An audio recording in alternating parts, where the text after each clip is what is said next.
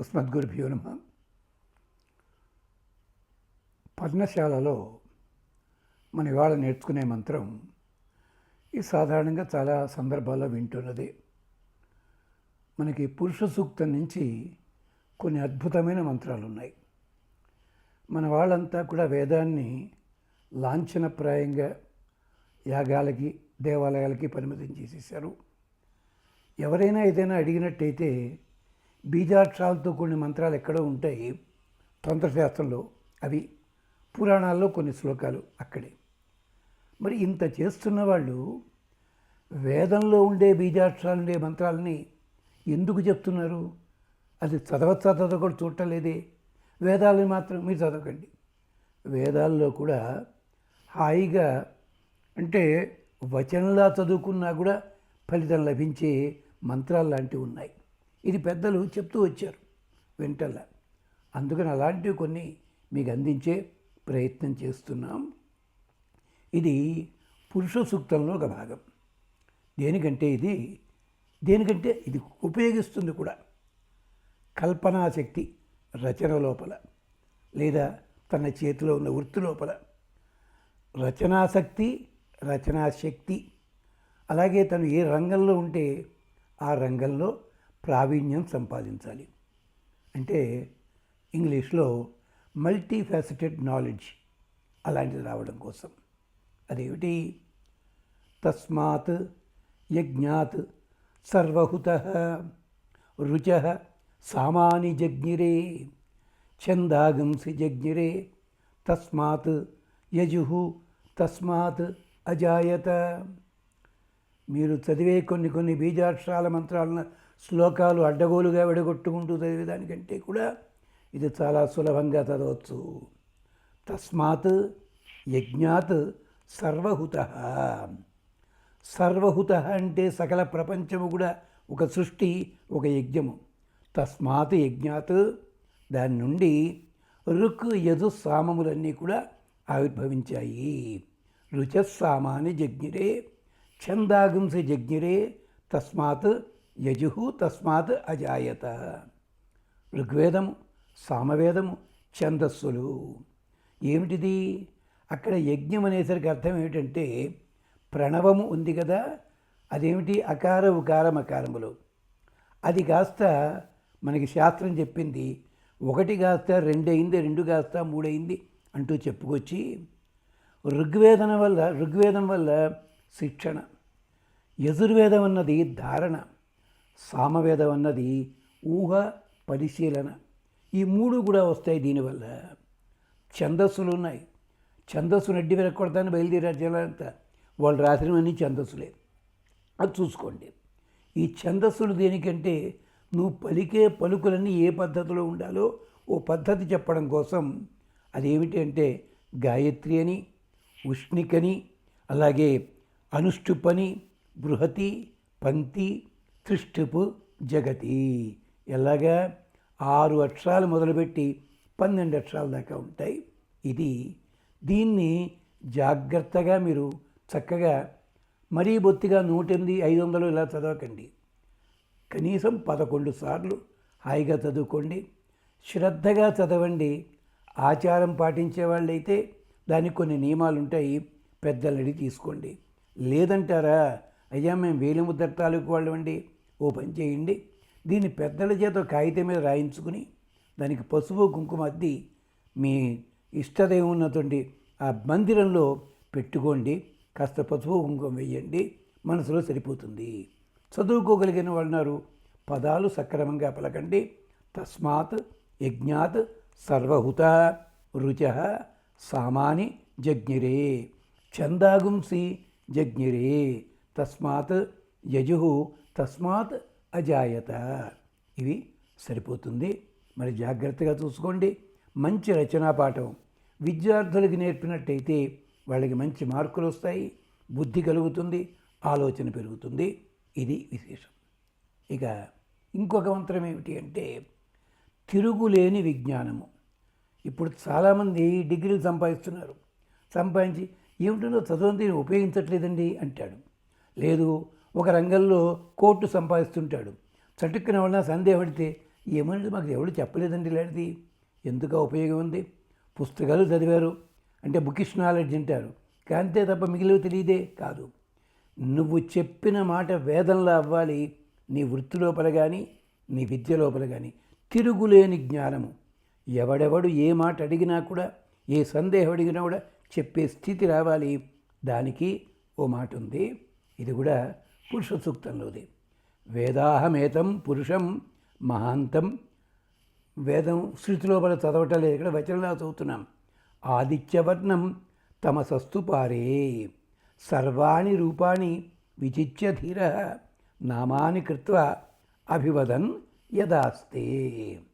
బాబు, ఈ కంటికి కనిపిస్తోందే ఈ సృష్టి అంతా ఒకేసారి ఇలా వచ్చిందా? లేదే. ఒక పెద్ద మర్రి చెట్టు ఉంది, ఆ చెట్టు మొదటి నుంచి అలాగే ఉందా? చిన్న బీజము, చిన్నది, ఎంత శనగబద్దంత ఉంటుంది. అది కాస్త భూమిలో వేస్తే కొంతసేపటికి దాంట్లో జీవం వస్తుంది. అక్కడి నుంచి చిన్న మొలక వస్తుంది, చిన్న మొలక పెరిగింది, పెద్దదయింది, కొమ్మలు వేసింది, ఊడలు వచ్చాయి. ప్రపంచంలో విజ్ఞానం కూడా ఇంతే. అంచేత ఇదంతా ఎవరి వల్ల వచ్చింది? వేద అహం ఏతం పురుషం మహాంతం. భగవత్ సృష్టి ఎలాంటిదయ్యా? అంత గొప్పదాన్ని గురించి నేను తెలుసుకున్నాను. ఆదిత్యవర్ణం తమసస్తు పారే. అది ఎక్కడుంటుంది? చీకటికి అవతల ఎక్కడో ఉంటుంది, మనకి తెలియదు. భగవతత్వం కూడా అలాంటిదే. నీ లోపల ఉండే విజ్ఞానం కూడా అలాంటిదే. కనిపించదు, ఎక్కడో ఉంటుంది. అది వచ్చేది మాత్రం 1/4 వంతు వస్తుంది బయటికి. పరా పశ్యంతి మధ్యమ వైఖరి అని చెప్పున్నాయి. మనం మాట్లాడేది వైఖరి, 3 భాగాల లోపల ఉండిపోయాయి. అవల్లాగా తమసస్తు పారే.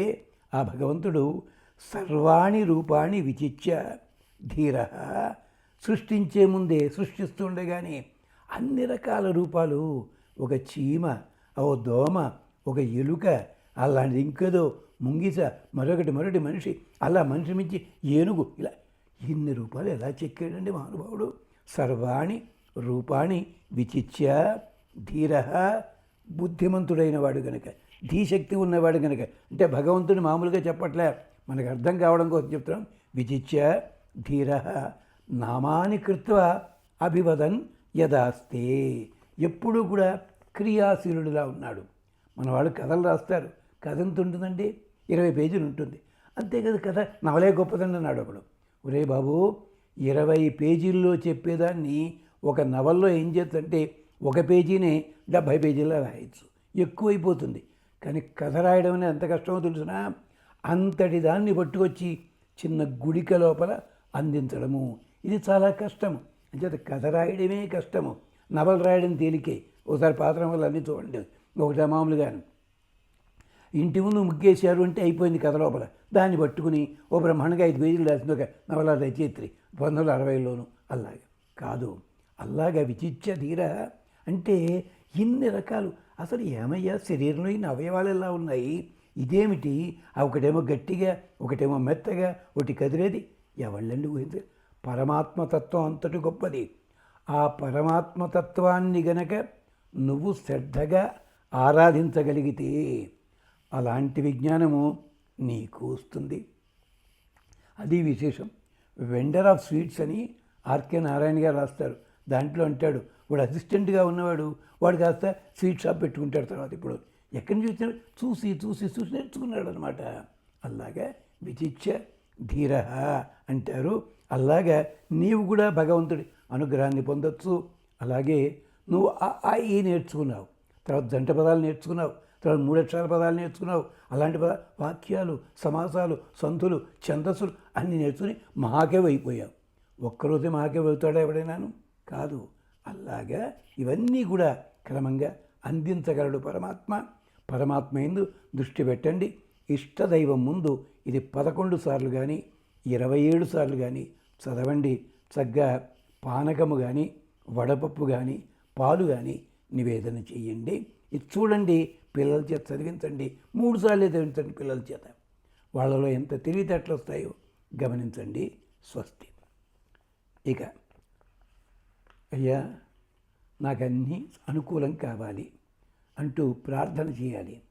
దానికోసం ఈ కోరికలన్నీ ఏం చెప్పక్కల, లిస్ట్ ఏం పెట్టక్కల, సంకల్పం చెప్పక్కల. భగవంతుని యందు దృష్టి ఉంచి, ఆసక్తి ఉంచి, నమ్మకం ఉంచి భగవంతుడి ముందు ఓ 2 పుష్పాలు పెట్టండి. నీళ్లు తీసుకుని ఒక గిన్నెలో పెట్టి ఇలా చూపించి తీర్థంలా తీసుకోండి. అర్ఘ్యం పాద్యం ఆచరణ ఇవన్నీ అవసరం లేదు. ఏం లేకుండానే అది చెయ్యండి అయ్యా. చేసుకుని ఒక్కటి కోరండి భగవంతుడిని. భగవంతుడా, నేనేం చేయాలో ఎలా చేయాలో నాకు తెలియదు, నా చేతనిది అంటే నీకు ఆచారం ఉండి పద్ధతిలో పడి పెరిగినట్టయితే ఆ పద్ధతిలో చేసుకోవద్దంటదా. ఏమీ తెలియని వాడి సంగతి చెప్తున్నాను ఇక్కడ. పల్లెటూళ్ళల్లో కుమ్మరి వాళ్ళు మట్టి తీసుకొచ్చి నీళ్లు పోసి తొక్కుతారు. తొక్కే ముందు ఆ మట్టికి దండం పెట్టి నూనెలో పెట్టుకుంటారు ఇప్పటికీ కుమ్మరి వాళ్ళు ఆ ఊళ్ళలోను. మరి ఏమిటండి అది విశేషం అనమాట. అలాగా ఇష్టం మనిషాణ, అముం మనిషాణ, సర్వం మనిషాణ 3 వాక్యాలండి. ఎంత తేలికండి. ఇష్టం మనిషాణ. మనిష అంటే అర్థమేంటి? మనిషాణ అంటే భగవంతుడా అనుగ్రహించు, కటాక్షించు, రక్షించు. ఏమిటి? ఇష్టం.